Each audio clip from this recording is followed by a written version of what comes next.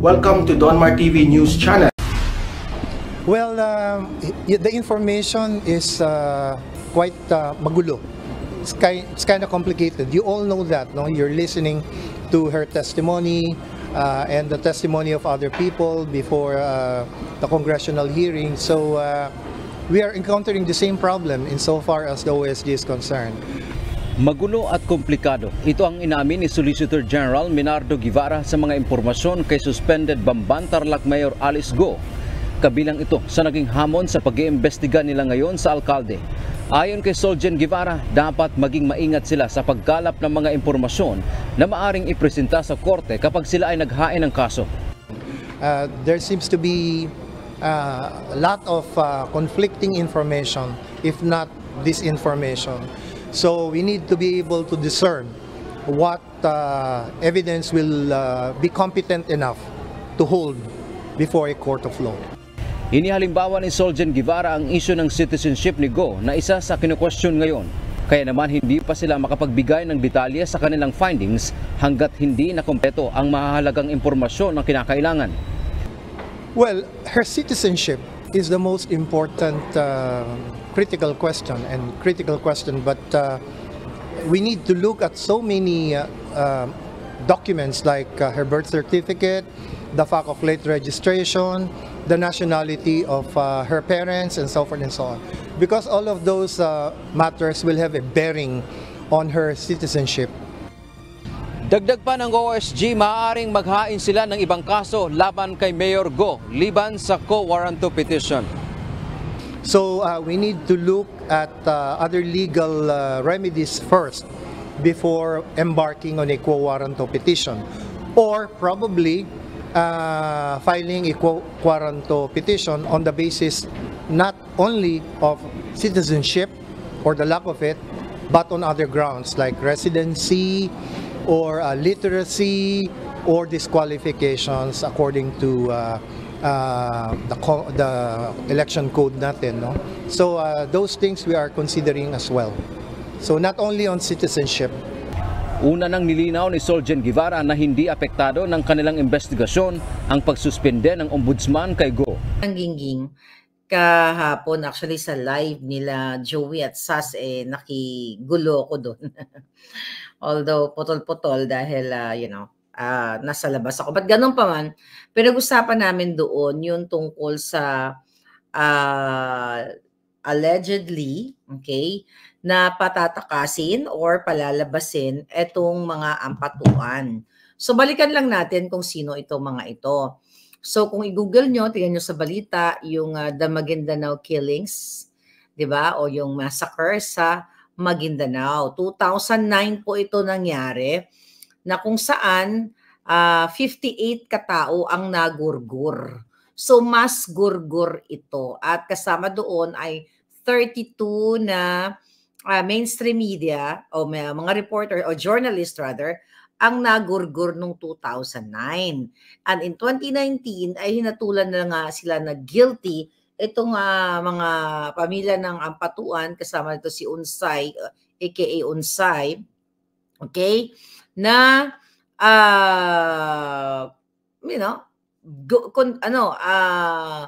convicted, okay, nahatulan sila ng bonggang-bongga na makukulong sila ng hindi lang panghabang buhay, pero actually ito kasama na yung kanilang graft and corruption ay 200 years pala ang sentence nito. We'll talk about that later dun sa 200 years. Pero binibigyan lang natin ng konting background kayo na nung November 23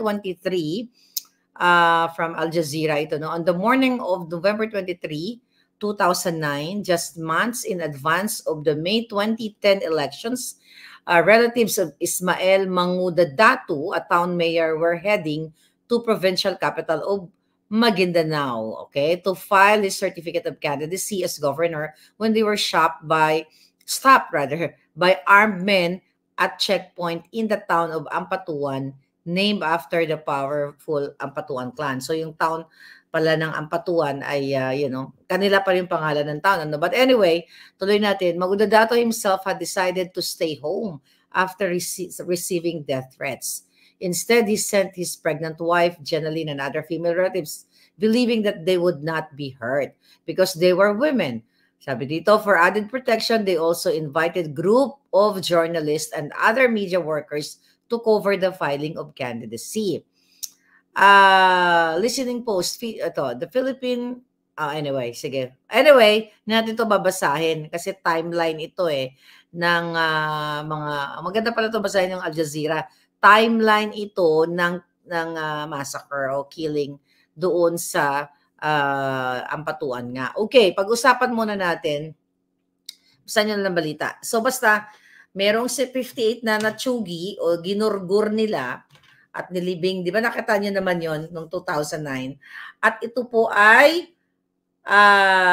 paglabag talaga sa human rights ng mga ginurgur at talagang broad daylight nila, mga kababayan, ginurgur ito ang mga biktima. Alright? So kaya nakakulong sila ngayon. Pero may nakarating sa atin na information kahapon at naipost na rin ni Joey na palalayain daw ito ng Bangag Polboronic Administration. So sino ang magpapalaya kung ito man ay gagawin nila? So anong araw ngayon? Wednesday. Is it Tuesday dito? So bukas Wednesday dyan. So ayon sa ating puting ahas, mga kababayan, tingnan ko lang yung ang aning mga mensahe, ano? Okay? Ito daw ay palalayain ngayong araw dyan sa Pilipinas, o bukas, kasi gabi dyan Wednesday sa Pilipinas or anytime dahil merong involved na 150 million according to our source with Lagdameo. Alright, with Lagdameo. So 150 million paunang bayad, Galvez and Lagdameo. So paunang bayad is 150 million. Then, kapag na-release na daw sa Wednesday, another 150 million will be paid upon release. So only under negotiation is the inclusion in the release order of Unsay. Okay? Si Unsay, the trigger man daw, yun daw ang patatakasin or palalayain. So bakit natin to pinag-uusapan, mga kababayan? My God, ito po yung bangag ninyong gobyerno na pinag-usapan ito sa buong mundo. At hindi lang tungkol sa pinag-uusapan ng buong, kundi kumitil ng 58 katao. Kung ito ay mangyayari dahil hindi naman ito inireport, hindi pa ito nire-report ng mga journalist, ang mangyayaring ito dahil ito nga po ay puting ahas report. Ibig sabihin, hindi talaga ito maiuulat ng mainstream media right now. Pero sinasabi lang natin sa inyo dahil galing ito sa ating mga informante sa loob para malaman ninyo ang nangyayari. Kung ito ay gagawin nila after natin iulat, although na-post na nga ni Joey yan kanina at napag-usapan namin sa ngayon. Mga kababayan, marami pong nilabag o maraming lalabagin ang presidenteng bangag sa gagawin nila kung patatakasin nila itong si Ampatuan, itong si Unsay. Number 1, anti-graft and corruption. Bakit? And bribery. Kung patatakasin nila o palalayain nila in the tune of total of 300 million pesos. Diba? Di kung ito'y mangyayari, allegedly, di bababawi na ni Lagdameo yung kanyang ginastos sa kampanya ni Coting. Pero by the way, again, sabi ko nga, ito ay paglabag sa ating batas, paglabag sa Anti-Graft and Corruption Practices Act. Diba? So ito dapat ay mapaparusahan, itong mga inayupak na ito, ang gagawa nito, kasama syempre ang bangag na gobyerno, ang makikipagsabuatan dito kung palalabasin nila. Dahil again, ang pagbabayad ng 300 million para mapakatakas o makawala, diba? Ang isang nakakulong dahil sa kasong heinous crime o mass murder actually. Ang dami dahil hindi lang isa, dalawa, tatlo, kundi 58 katao mga kababayan. Diba? Yun ang titignan natin kung ano ang mangyayari bukas, kung ito ba ay patatakasin o mauudlot dahil inulat namin ni Joey. So ang daming lalabagin nila ni Marcos Jr. Hindi po gagalaw itong mga nabanggit na personality allegedly na magpapatakas kung ito'y walang basbas ni Liza. Kasi si Liza ang nagpapatakbo, okay, ng government. By the way, ipaalala natin ulit sa inyo kung gaano kabangag ang gobyerno. To remember, yung si Amit Chandiramani na nahulihan ng pang-bang-bang-bang-bang. Diba? Non-bailable yun. Inarbor yun ni Mel Robles based sa ating report at na-confirm ko pa ngayon sa ating kakilala dyan sa PNP. That was last year. So non-bailable, pinatakas. Yung si Mark Anthony Sayarot, non-bailable yun, nahuli. Mismo na nagluluto sila, nagpa-manufacture sila ng pulburon. After 6 months or more than that of surveillance, imbis na makulong yun, nabigyan yun ng security. At last month ay na-release siya. Hindi siya nahatulan kasi wala daw siyang kasalanan. So see the pattern of this bangag administration na talagang patatakasin ang mga masasamang tao, pero yung mga mabubuting tao ay gigipitin, katulad ko, katulad ni Attorney Glenn, katulad ni Macanas, at marami pang iba mga kababayan. Diba? Katulad ni Harry Roque na ginigipit, SMNI, papakasuhan tayo ng cyber libel at kung ano-ano pa mga fabricated crime, katulad ng distressed mother, diba? Na pina-extract ang kanyang anak. So, eto yung gobyernong ito. Kapag ikaw ay gurgurero, kawatan, kakampihan ka nila or patatakasin ka nila.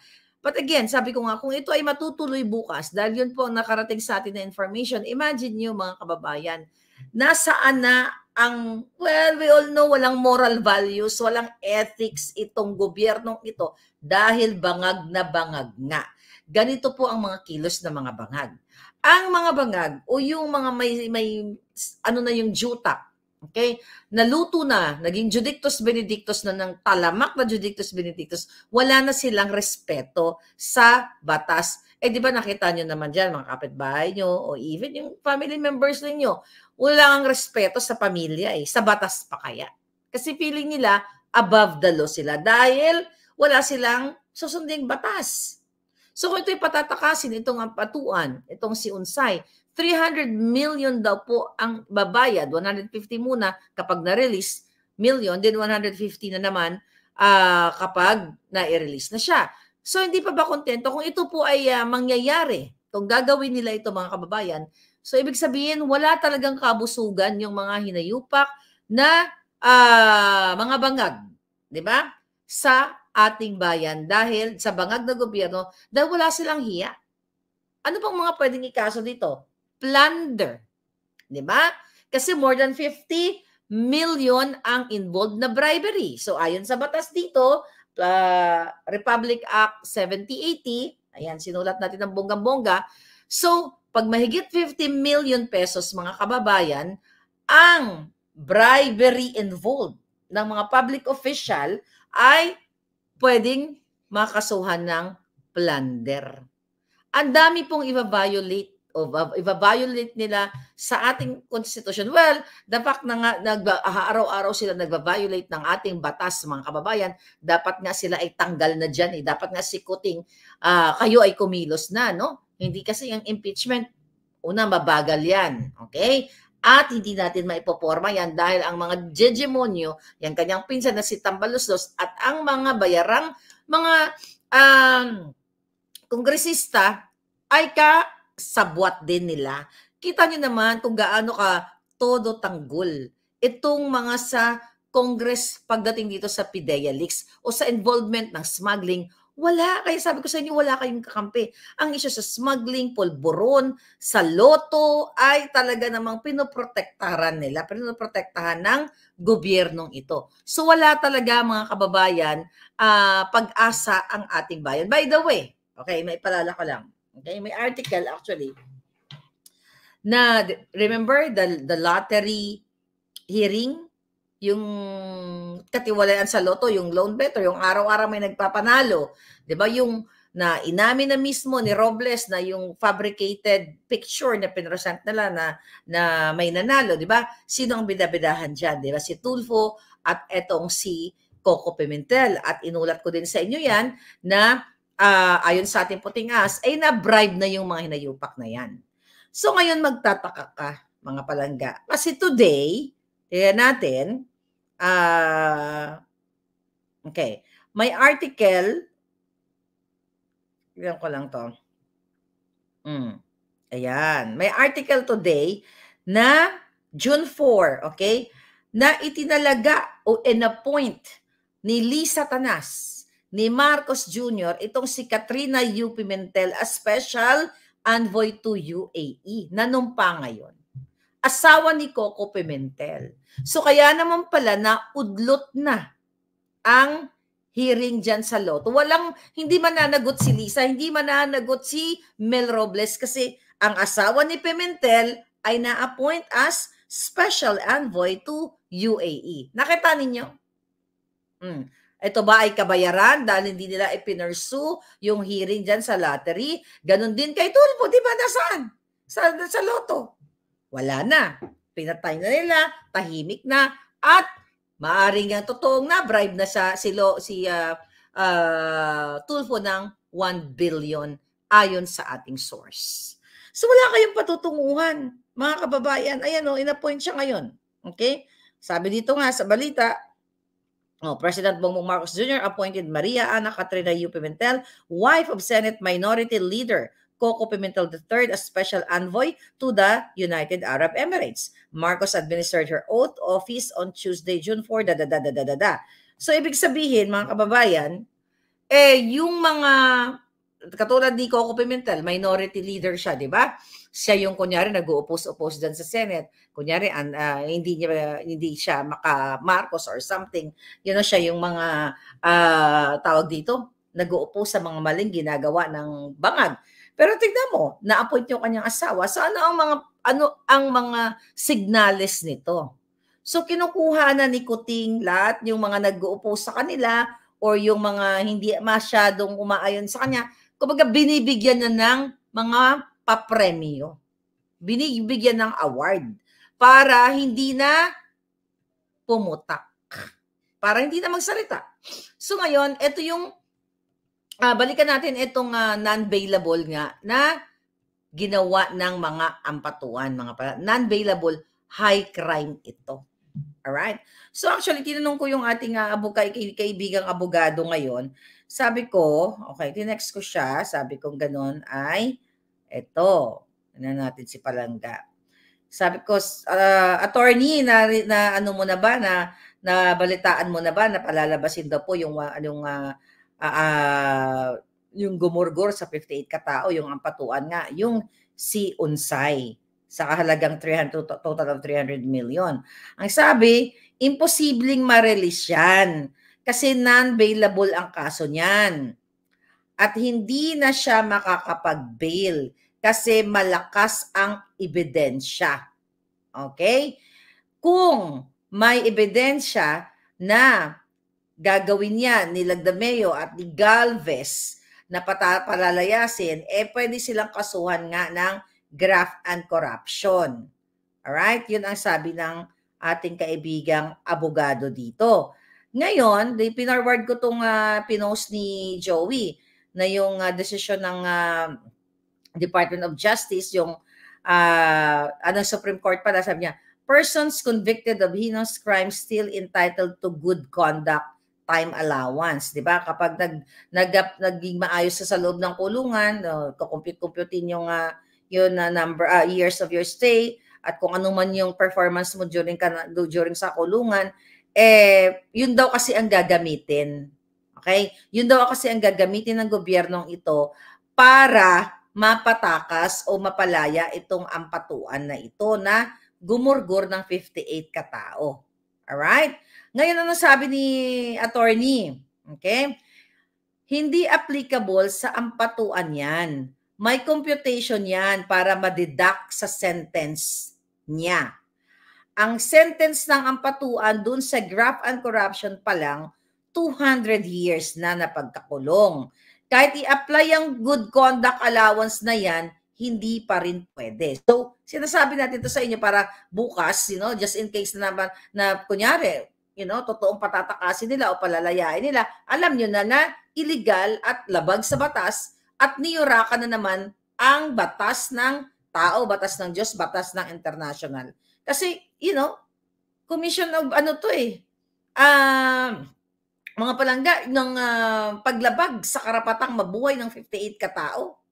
So ngayon, ang sabi pa dito, kahit i-apply yan na good conduct allowance na yan, hindi rin yan pwede. Okay? Yung GCTL kasi, kapag maganda ginagawa mo sa loob, may computation yan. I-less siya doon sa sentensya mo. So example, ito, 20 years ang sentensya mo. Then, i-compute yung good conduct time allowance. Example, 5 years ang computation ng good conduct mo. Okay? Then, ililess yun sa 20 years mo. Okay. Yun pala yun.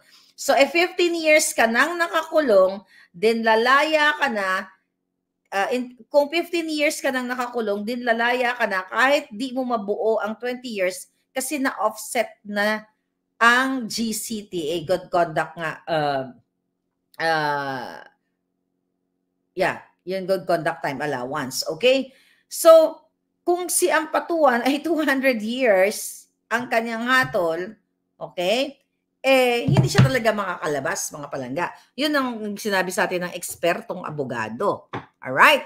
So abangan natin bukas. So, imagine niyo kung lalabagin ng gobyernong bangag, palalabasin, or patakasin, I don't know, di ba? Kasi ito'y nakarating sa atin na informasyon at itong ating informer na ito, never itong nagmintis sa kanyang mga ini-inform sa atin, sa inyo. So talagang kung mangyayari ito bukas dyan sa Pilipinas, na makakatakas itong sentensyado ng ganitong klaseng crime, okay? Ang paglabag sa human rights, nasaan na ang Commission on Human Rights? Mga kababayan. Okay? Nasaan ang paggalang nila sa, paano naman biktima nito? 32 journalists ang biniktima ng mga ito. Kumusta naman ang mga media? Kumusta ang mga journalist? Hindi nyo ba ito iulat? O baka ngayon alam nyo na, pero nga natatakot kayo. Yung pag-roar nga ni Pangulong Bangag ninyo sa Singapore nung tinanong kung anong masasabi sa statement ni Baste, di ba? Hindi nyo inulat kasi nga natatakot kayo. Roar lang ang sinagot ni Kuting noon. So how much more itong issue sa ampatuan, kaya naman yung ating mga puting ahas sa atin binibigay at sa kay Joey at sa iba pa na may lakas ng loob para iulat po to sa inyo, mga kababayan. So human rights violation ito ng ng 58 katao at ng kanilang pamilya. Tapos kung ito'y patatakasin ng mga jutang ginimis, mga palangga, ng mga bangag, mas gurgur ito, mas gurgur. Nasaan ang hustisya sa kanilang pamilya? Dahil sa halagang 300 million, kung ito ay matuloy tomorrow, di ba? Violation itong harap-harapan na sasampalin kayo ng paglabag sa konstitusyon, kung ano pang mga batas ang nilabag ng mga yawa na to, bribery, graft, commission on against human rights, di ba?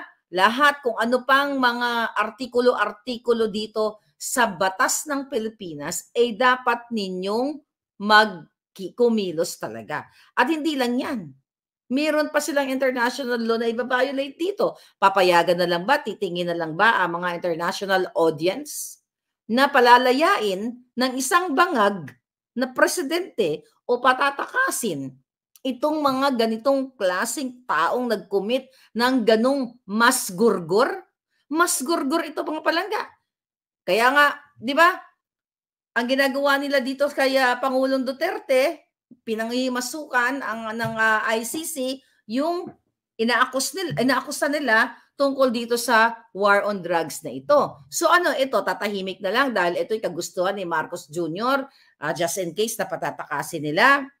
So, isa-set aside na lang ba ito ng international, ng ICC at yung mga, yung sabi ko nga, international audience na okay lang kasi gusto ni Marcos Jr. at, nabayaran sila or what. Tapos si Duterte, kailangan gipitin ng gipitin, di ba? Yan. So, kailangan natin ipaalam sa international community just in case na gagawin nila ito bukas o sa mga susunod na araw. Kasi, anytime soon daw ay patatakasin at palalayain nila. Gagamitan nila ng mga chuchu-chuchu. Ito na nga yung nabanggit na ang tawag dito na gagamitin nga nila itong good conduct time allowance na ito na kapag bait-baitan ka doon, di ba? Na-explain na kanina ng ating magaling na abogado, yun, papayagan nyo na lang ba? So again, nasa inyong mga kamay. Pag-aabuso mga palangga ng power. Matagal, araw-araw nilang the moment. Actually, bago pa nga umupo si Marcos Jr., ay inabuso na nila ang power. Kahit hindi pa siya nakaupo doon sa extraction, kidnapping na ginawa ni Lisa Tanas at pakikipagsabuatan ni Teddy Boy Locsin Jr. sa pagdukot sa mga bata sa Turkey. So no wonder na talagang walang habas na gagawin nila ito mga kababayan. Walang walang kahiyan na ito mga ito.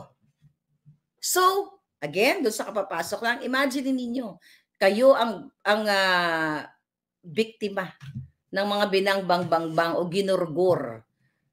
Kayo ang pamilya na ginurgur. Kayo isa sa mga journalist doon, anak nyo, kapatid nyo, di ba? 58 katao ang ginurgur. Tapos may mga report na ganitong patatakasin o palalayain nila sa ngalan ng 300 million. So wala nang hustisya, Pilipinas, kung sino ang may pera, okay? Kung sino ang pwedeng magbayad sa bangag na gobyerno, kahit may ginurgur pa ang mga taong nakakulong, makakalaya na lang ng ganon-ganon. Okay? So yan ang yan ang eksena ngayon ng gobyerno ninyo. Na dapat talaga ito ay what? Imbestigahan. Not imbestigahan. Wala nang imbestiga. Dapat na ninyong gurgurin ang mga sindikato, ang mga mafia sa ating bayan, mga palangga. So recently, okay, mga kababayan, di ba, ang ingay-ingay ng PIDEA leaks sa pagkakasangkot ni Marcos Jr. sa pagsinghot. Di ba? Then ngayon, may bisita siya, si Zelensky, na may history din, may report din na sumisinggot itong taong ito. Pero, pag-usapan natin si Baste. Kasi itong si Robert Barbers is what? Surigao del Norte congressman. Okay? Ano ba ang title natin dito? Alright. Mayor Baste, tina-target. Okay, tina-target yan siya. Okay. So ngayon, gusto mag-open ni Barbers ng investigation dito daw sa Davao sa mga gumagamit ng ipinagbabawal na gamot o pulburon. Alright? So may article na lumabas, okay, na papaimbestigahan niya ang pangyayari sa Davao. Kasi recently daw may mga nag-positive na mga government workers. Okay, fine. Okay? Fine. Pero ang intention nito is targetin ang Davao. Kasi remember, nag-declare si Mayor Baste noong March ng war on drugs. And I think, may mga nasawi doon sa war on drugs niya. Na mayroong nanlaban, ang nakalagay sa balita, 5 daw nagurgur dahil dito sa war on drugs. So yun ang gustong patututukan ni Barbers ngayon at paimbestigahan niya, ang drama niya, itutulungan daw niya ang Davao. Diba? Yun ay drama-drama lang. Walang problema kung hindi lang Davao, lahat ng probinsya, o lahat buong Pilipinas na paimbestigahan ni Barbers.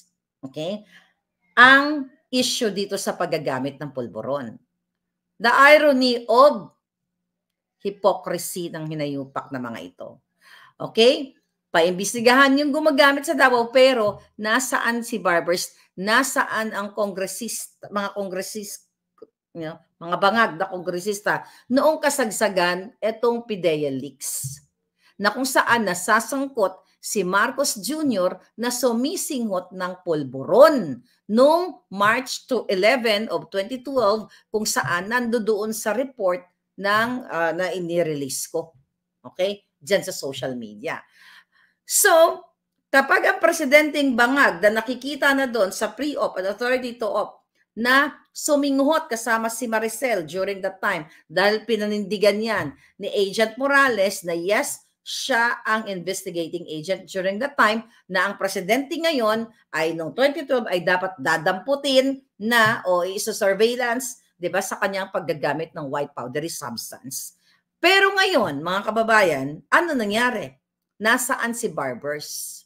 Nasaan ang mga kongresista? Nag-initiate ba sila na magkaroon ng hearing para ipatawag si Kuting, para ipatawag si James Kumar, at patawag si Lisa dahil, sangkot sa bribery again at sangkot sa posibleng paggurgor kay Agent Morales? You know that already. Nasaan ang Congress? Wala. Ngayon, ang tatargetin si Baste, ang Davao. Kesyo daw may mga empleyado na nag-positive. Ay jutang ginimis, ayan, malinaw pa sa sikat ng araw na ang isang Agent Morales ay pinatunayan na yes, siya ang nag-imbestiga noong panahon noong 2012 na si Marcos Jr. ay bangag na bangag. Ngayon, gusto nilang targetin ang Davao. Walang problema sa atin kung yun ang ginagawa nila ay whole nation approach na tinatawag, buong Pilipinas. Hindi lang selected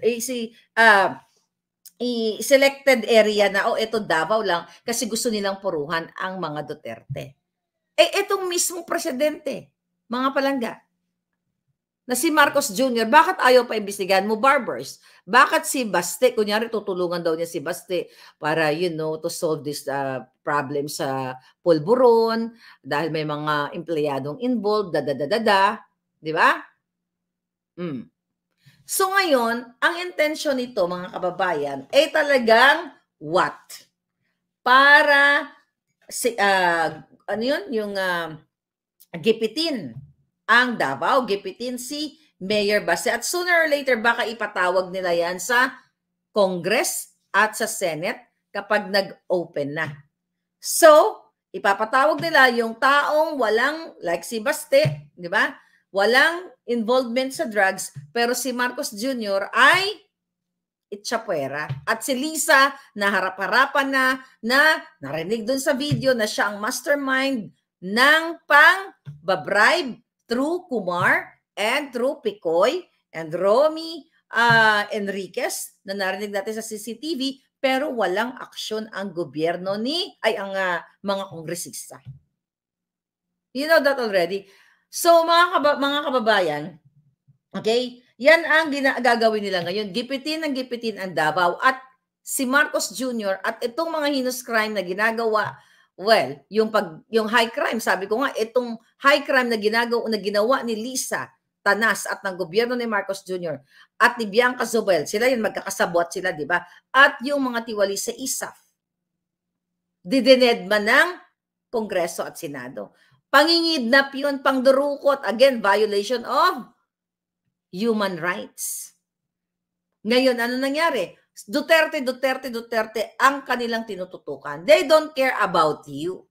Kasi tina-target nila si Duterte, ang mga Duterte. Kasi siguro nakikita nila na malakas pa rin ang Duterte over sa mga Bangag Jr. Kasi if you compare, kapag si Duterte ang nagda-live dyan, kapag may mga maisog, talagang ang tao nakatutok at nakikinig. Si Kuting, kahit tumambling pa siya dyan, kahit anong ginagawa niya, wala nang amor sa kanya yung taong bayan. So ang gagawin nila, sususugin nila yung mga Duterte. At kung pwede nga lang, 'di ba, buburahin nila sa mundo ang mga Duterte. Kaya nga yung ginagawa ni Lisa at ni Marcos Jr. ng paiba-iba ng statement diyan sa ICC na kunyari, sabi ni Kuting, ayaw niya makialam ang ICC dahil wala silang karapatan na makialam sa ating soberenya, chuchu-chuchu, tapos babawiin niya uli, pero lingid sa inyong kaalaman, ay pinapapasok na pa rin nila itong mga ICC people na ito para magkalap daw ng ebidensya through Trillanes. So, see that kung gaano kabangag at ungrateful itong Jutang Ginimes na kuting na ito. Sabi ko nga, ang dami talaga nilang nilabag na violation sa ating batas, sa ating konstitusyon. Pero again, wala silang pakialam mga kababayan kasi they don't care about you. Wala silang pakialam nga, yung loan better nga sa loto, every other day may nananalo. Ang kongresista ninyo, ang inyong mga senador, may pakialam ba? Pinanagot ba si Robles? Harap-harapan kayong niloloko mga Pilipino, kayong mga tumataya sa loto. Yeah? Anong gagawin natin sa mga ito? Then, you have to speak up day. Pero palapit na tayo dyan. By the way, mag-send sa atin ang ating kaibigang ekonomista at abogado din ito. Nag-text sa atin tungkol sa No Remittance Day. Ang sabi sa akin, mga kababayan, kung pwede daw i-move natin yung date. Kasi ang 15 pala, June 15 is Sunday. Okay? 15. Oh, what is June 15? Tignan natin. Tignan natin yung June? Okay, June, no. June 15 is Saturday pala. June 15 is Saturday. So, ang sabi sa atin ng economistang lawyer ay what? Ang suggest daw ay dapat ang No Remittance Day, June 17, Monday. Kasi doon daw talaga kita ang financial impact on a weekday. Kasi kapag Saturday ay closed ang financial market. Kaya sa niya better to do it Monday, June 17. Alright? So June 17 na ang No Remittance Day para maipakita natin ang impact sa mga bangag na ito. Alright? June 15, maglalakbay na naman ang mga mag-asawang leader ng sindikato sa Switzerland. Mga taga-GFF, sabi niya, oo nga, di ba kasi inibistahan sila ni Zelensky. So, mga kababayan, alam mo kung anong meaning nito, nung pagtanggap dito kay Zelensky? Nagpapakita ang ating gobyerno na kinakalaban din natin ang Russia. Di ba? Kinakalaban din natin ang Russia sa pag-support kay Zelensky or pagtanggap sa kanya. So, additional, na naman ito, additional kaaway na naman na pwede naman tayo maging neutral lang. Na hindi tayo aayon sa Ukraine, hindi rin tayo aayon sa Russia. Maging neutral lang tayo. But dahil nga si Marcos Jr. ay bangag, at hindi natin alam kung anong hidden agenda na naman ito na hindi pa natin na-discover right now, pero isang maliwanag, mga kababayan, na itong si Bangag Jr. ay ibabala na naman ang mga healthcare workers, like yung mga psych nurses, doctors sa Ukraine. Sabi nga namin ni SAS, paano ngayon pupunta doon yung mga psych nurses? O, kung hindi ka marunong mag-Russian, yung salita nila. Di ba? So, yung mga aalagaan na mga sundalo, although, yes, it's good for humanitarian reason, pero yung mga aalaga ang sundalo na mga may mga PTSD. Okay? Mga palangga. So, etong ganitong klaseng mga pasyenteng ito, mahirap i-deal. Okay? Number one, kung hindi kayo magkakaintindihan ng salita.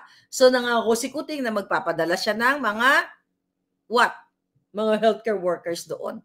Hindi nga masolusyonan yung problema natin sa healthcare sa Pilipinas. Tapos dadali na naman tayo doon. Sabi ko nga kay Sas at saka kay Joey kagabi, sabi ko bakit hindi na lang dito magagaling sa Amerika? Total, alay naman namin sila. Di ba? O dito na lang. At kami naman yung nag-provide ng pera para magbang-bang-bang. Taxpayers money. Dito na lang magkuha ng mga nurses. Bakit sa Pilipinas? Ang dami rin naman mga nurses dito. Ang dami naman mga psych doctors dito. Bakit, di ba?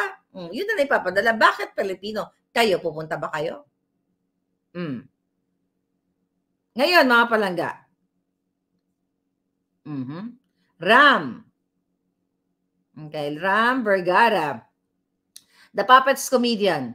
Duterte here supporting from North Cotabato, sabi ni Remnants TV. Sabi ni Liza, kahit malaki ang offer, hindi ko papuputahin ang anak kong nurse doon sa Ukraine. Kaya nga, oy, dance yung ating orasyon, hindi pa natin nagagawa. Kulang na nga ang nurse sa Pilipinas. Sabi ni Roy Ancheta, ayun na nga, tapos nangako na naman si Kuting na papadala kayo doon. Well, mga palangga, kung ako sa inyo, hindi ako pupunta doon. Unang-una yung communication barrier. Ano, mag-aaral pa kayo ng Russian? Unless na kayo ay nakakapagsalita kayo. At saka, gaano kahirap i-deal yung ganong pasyente? Para ka nagpapatiwakal doon pagpunta mo doon. Di ba? Yung iba doon, you know, wawala, di ba? Kung ano-ano. At saka gera doon eh. Di ba? Ferdinand Dolosa, gera doon. Ano, nasasaba ka? The fact na ipapadala ka doon, mga kapalangga, ng gobyernong ito, ibig sabihin, ipinadala ka na doon sa bang, ibabala ka na sa kanyon. Bakit kayo pupunta doon? Eh, hindi pa over. Unless na lang kung tapos na ang kaguluhan. Kaso patuloy pa rin eh. Kayo ang sasalo ng bala doon. So yan ang gusto ni Kuting sa inyo, mga kababayan. Basta bangag, sabi ni She, how are you? Basta bangag si Kuting Jr. Sabi ni Chacha, ay ganda nun siya. Chacha, Kival, Diyos mio, sa SARS nga, hindi ko pinatulan for $5,000 a day sa gitna ng gera. Ay, yung SARS, yung nag-ano, oh wow. Yes, kasi kamatayan ang harapin mo. Kahit billion pa ibayad sa'yo, pagdating mo, tsugi ka na dahil nga nagkakaroon ng bang, di ba? Oh. Presidente muna mauna doon, talagang baliktad ang jutak, sabi ni Ram. Okay? Bangag talaga, wapakel, sabi ni Jenna Penas. Oh. So yan ang mga update ngayon. So ngayon ang eksena ngayon sa Malacanang, nag-appoint sila ng mga kakampi nila sa pambubudol. Pero gusto nyo, ano sabi ni Marvel, gusto daw niya sa Russia. Eh, nagkakagulo doon, wag ka muna. Pag wala ng giyera, pwede ka nang pumunta doon, mga palangga. Si Raulo, sabi ni Joselito, si Raulo ang mag-a-apply ng work doon. Kalat ang epidemya doon. Well, mga kababayan, it's up to you. Imagine nyo yung Marcos Jr. ninyo, yung bangay, wala silang pakialam. So, ikaw, papadala mo ba ang anak mong nurse doon or doctor or you as a doctor, as an individual, pupunta ka doon? Eh, nililikas nga yung mga Pilipino doon eh. Di ba? Nililikas nga pa uwi, tapos ikaw naman pupunta ka doon. See kung gaano kabangag itong gobyernong ito at what? Itong presidente ng Ukraine. Oh. Bakit? Wala na, di ba? Wala na silang makuhang mga medical workers. Eh, ayaw nga ng mga Amerikano eh. Andun, di ba? Yun, pera namin, nandoon na eh. Ang tax money namin nandoon na para sa mga armaments nila eh. See that? O tapos, manghihingi pa sila ng rescue. Di ba? Imbis na solusyonan yan to stop the war. Yan ang pinaka mabilis na solusyon. Itigil yan. Pero dahil papit nga din itong si Zelensky, kaya uuto-uto. Ganun the same thing na ginagawa dyan sa Pilipinas. Di ba? Na ang sabi ni Kuting. O, inaantay lang niyang may matsugi na na Pilipino daw dyan sa West Philippine Sea at yun ay signales na what? Magsisimula na sila magbang-bang-bang. So, anong ibig sabihin nito, mga kababayan? Inilalagay kayo sa gerang hindi para sa inyo. Walang pakialam eh. Tignan mo, palalayain itong mga ampatuan. Ano yun? Kitang-kita sa buong mundo kung anong ginawa nila. Galit na mga tricycle drivers, sabi ni Ferdinand Tolosa. Okay? Sabi ni Nars sa New York, 10,000 per week during COVID. Magkano naman kaya sa Ukraine ang pumunta ka doon? Oo nga. Oo, grabe, no? Kumita ka ba ng bonggang-bongga palangga? O magkano kaya sa Ukraine? 10,000 per week. So that's $40,000 a month. Di ba?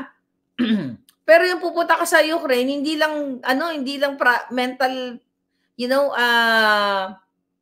mentally patient ang iyong i-handle. So titignan mo pa yung security ng area, baka biglang may lumipad na bomba or kung ano pa man. Yan ang titignan ninyo. So dapat tinitignan ng bangag kung ano ang kapakanan o i-ensure niya ang security ng mga kababayan niya. Tumango na siya doon eh. 'Di ba? Wag na wag niyong para sa akin lang 'to ha. Kung ako, okay, hindi ako pupunta doon. O anak ko, o pamilya ko. Kahit na 1 milyon pa isang araw, hindi ako pupunta doon. Kasi anytime, pag tinamaan ka ng bala, paano mo ma-enjoy? O nakasinghot ka ng pangpagurgur, paano mo ma-enjoy yung pera? Diba? Kung gurgur ka na, wala rin kwenta yan. So mag-isip-isip kayo. Okay? Sabi ni W. Lee ngayon, it's going to get worse, sabi niya. Thanks, bangag. Yeah. Grabe ito na ang gobyerno ninyo. Palalayain, allegedly, bukas, ang mga mas gorgorero. Gorgor ang feed, sabi niya. Ano na gorgor yung feed ko? Ang gulo na ng bayan kong Pilipinas, natatakot na akong umuwi. Sabi ni Maria Teresa Osano. Nasa inyong mga kamay yan, mga palangga. By the way, June 17 na po ang ating No Remittance Day. Mag-post ako mamaya sa Facebook. June 17 at June 8 sa Japan, meron tayong hakbang na maisog. Speaker po ako doon sa Japan via Zoom. So, abangan ninyo mga kababayan. Nag-freeze na naman ang alindog ko. Din Scorpion. Ginagawa, di ba? Mayroon pang may pang-freeze ang mga bangag na yan sa Pilipinas. Kaya mo na. Mamaya, baka pagkatapos natin mag-vlog, maririnig nyo na uli ang alindog ko. Raimi, how are you? Yeah, so June 17 na mga palangga ang ating No Remittance Day. Okay? Nakapauwi pa naman kami ng July, sabi ni Cooking Kata Recipes. Humingi ng pointer si Bangag. Otro Bangag tungkol sa digmaan, natalo na naman sila. Sila sabi ni Lucita Reyes. Puro ads? May mga ads? Ads ng mga jutang ginewang tambaluslos? Sabi ni Duke, baliktad na ang jutak ni Kuting. Alright. See you sa June 8 sa Japan. Well, sa lang ako palangga. Sa via Zoom lang ako sa Japan. Okay. So ngayon, ito mga kababayan, itong pagpapalaya daw, di umano, sa kaya Unsay, Ampatuan, itong malaking challenge to sa international at sa inyo. Kung ito ay inyong, pagkatapos kunyari na palaya, deadma pa rin na kayo, nasa inyong mga kamay na talaga. Puro ads yung ating video? Sa Pilipinas lang yata yan, yung ganyan Kasi sinalak sa kanya nila tambalos-los ng kung ano-ano dyan para ma-interrupt tayo. Alright? Good evening, watching from Hong Kong, sabi ni Mercy Vlog Explore. So, mga kababayan, itong hinos-gurgur na gagawin nila, very Lisa Smugs ito. Napagpapalaya nila, very Lisa Smugs. So, wag nating kalimutan ang pag-kidnap sa mga kabataan. At ang distressed mother ay I believe hindi pa siya nag-i-email sa mga kongresista, sa Senado, sa DOJ, sa Office of the President, sa Office of the Bangag na ginawang pangingidnap sa kanyang mga anak.